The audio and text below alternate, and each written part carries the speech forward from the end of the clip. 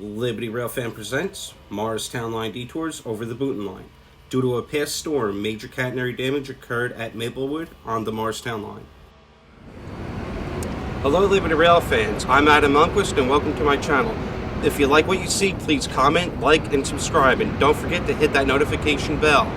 And now without further ado, Train 851 is seen here, rounding the curve, ready to go over the Peckman River at Cedar Grove.